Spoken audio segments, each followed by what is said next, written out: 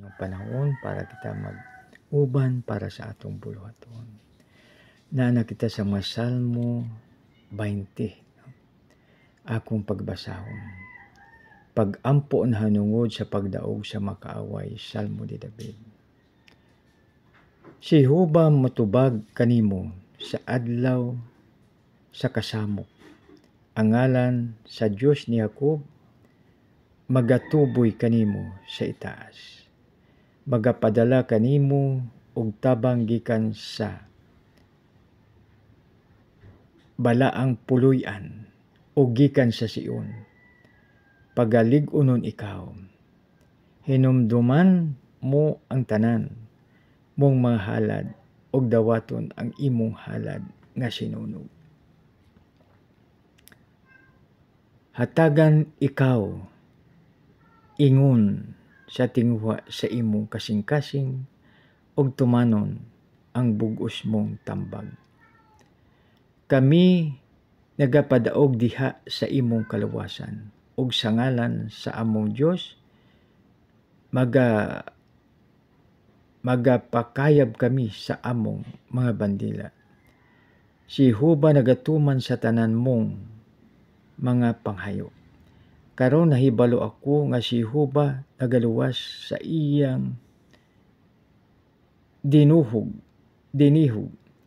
Siya magatubag kanya gikan sa iyang langit nga balaan.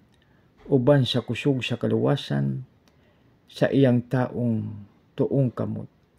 Ang uban magasalig sa makaro ug uban sa makabayo apan kami nagahisgot sa ngalan ni Jehovah nga among Dios.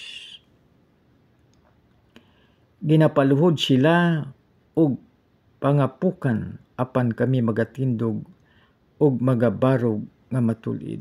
Luwas sa Jehovah patubanga ang hari sa diha nga matawag kami kaniha. Cebuano version, Tagalog version. Ang punong mang-awit ni David. Ang Panginoon ay sumagot sa iyo sa araw ng kaguluhan. Ang pangalan ng Diyos ni Jacob ang magtataas sa iyo. Naway sa kaguluhan kanya mula sa santuaryo at alalayan ka mula sa Sihon. Maalaala nawa niya ang lahat mong mga handog at tanggapin niya ang iyong mga handog na sinunog.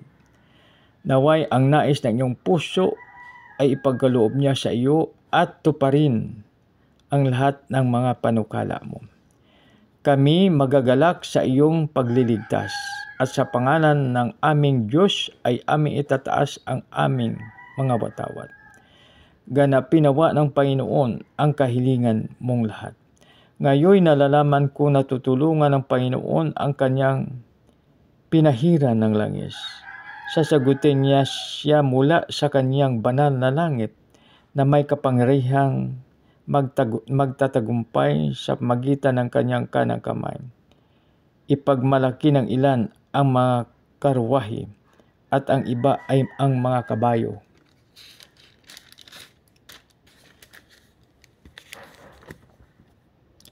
Ngunit pinagmalaki namin ang pangalan ng Panginoon naming Diyos. Sila'y mabubuwal at guguho, ngunit kami ay titindig at matuwid na tatayo. Bigyan ng tagumpay ang hari o Panginoon, sagutin nawa kami kapag kami ay tumawag. Purihin nawa ang Diyos sa pagbasa ng salita. Yun po ang Cebuano Filipino version. Maganda umaga po sa lahat. Isang maganda, mapagpala, mapagbiyaya at pagka-Diyos po na umaga sa bawat isa. Maraming salamat. God bless us all.